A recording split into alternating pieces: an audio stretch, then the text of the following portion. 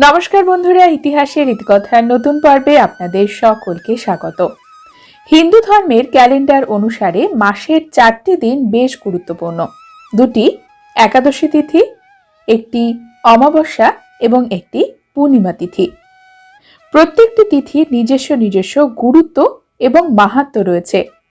পূর্ণিমা তিথি যেখানে শুভ কর্মের সঙ্গে যুক্ত, দেবদেবীদের পুজো যেমন লক্ষ্মীনারায়ণ পুজো, সত্যনারায়ণ ব্রত, রাধা গোবিন্দের পুজো, গোপালের পুজো পূর্ণিমা তিথিতে অনুষ্ঠিত হয়। সেই রকম অমাবস্যা তিথিতে আমরা পূর্বপুরুষদের উদ্দেশ্যে শ্রাদ্ধ, তর্পণ, পিণ্ডদান করি।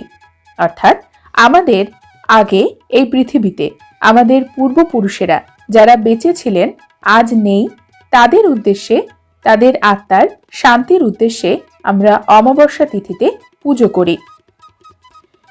হিন্দু ধর্ম ছাড়াও পৃথিবীর বেশ কিছু ধর্মে অমাবস্যা তিথির বিশেষ গুরুত্ব রয়েছে। আজকের পর্বে আমরা জানব অমাবস্যা তিথিতে আমাদের কি খাওয়া উচিত এবং কেমন ভাবে চলা উচিত, অমাবস্যা তিথিতে কোন খাবার গ্রহণ করব এবং কি বর্জন করব। আসুন জেনে নিই আজকের পর্ব থেকে। পূর্ণিমা তিথি এবং একাদশী তিথির মতো বহু ব্যক্তিরা অমাবস্যা তিথিতে উপোস রাখেন। অমাবস্যা তিথির উপোস 12 ঘন্টার উপোস, অর্থাৎ 12 ঘন্টা তারা কোনো কিছু গ্রহণ করেন না, তারপরে তারা খাদ্য গ্রহণ করেন। এক্ষেত্রে অমাবস্যা তিথিতে অনেকে চাল বা গমের তৈরি খাবার খান না, ফল, দুধ এই ধরনের খাবার খেয়ে থাকেন এবং বিকল্প খাবার যেমন সাবুদানা, মাখানা এই ধরনের খাবার গ্রহণ করেন। অনেকে কুট্টুর আটা অর্থাৎ জলসিঙ্গারার আটা দিয়ে রুটি তৈরি করেও খেয়ে থাকেন বা পরোটাও তৈরি করেন। অমাবস্যা তিথিতে সবসময় সাত্ত্বিক জীবন ধারণ করা উচিত।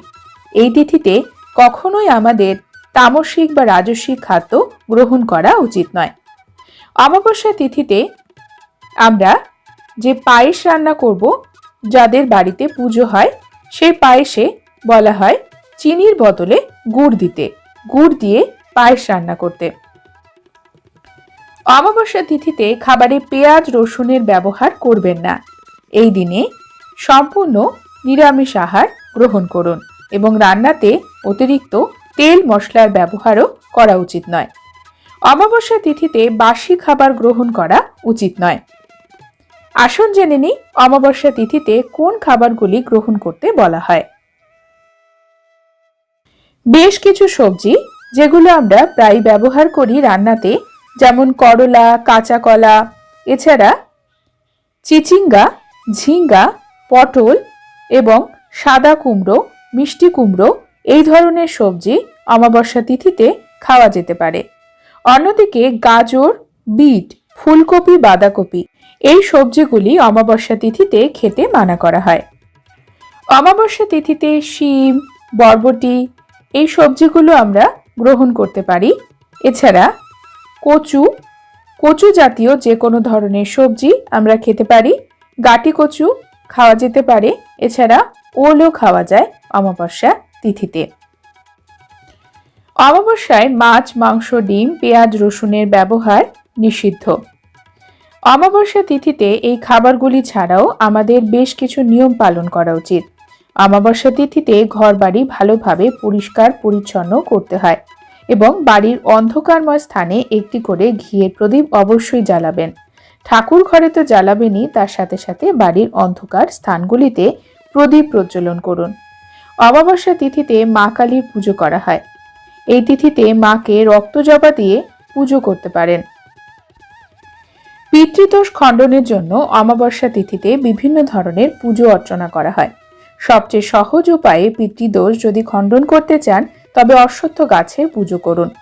অমাবস্যা তিথিতে আপনারা উপোস রাখতে পারেন, অশ্বত্থ গাছের পুজো করতে পারেন, প্রদক্ষিণ করতে পারেন বাড়ির কাছাকাছি যদি কোনো অশ্বত্থ গাছ থাকে।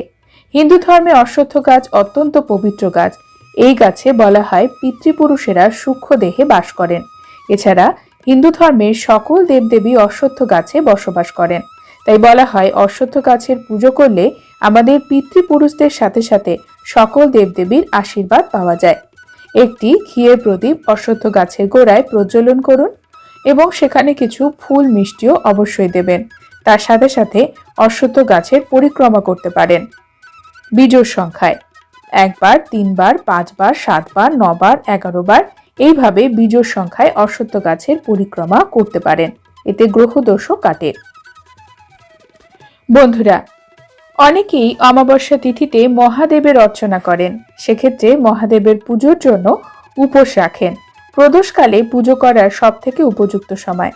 মহাদেবের পুজো অর্চনার জন্য পঞ্চামৃত অবশ্যই ব্যবহার করবেন। এছাড়া এই পঞ্চামৃতর সাথে সাথে মহাদেবকে গঙ্গা জল দিয়ে স্নান করাতে পারেন, অভিষেক করতে পারেন।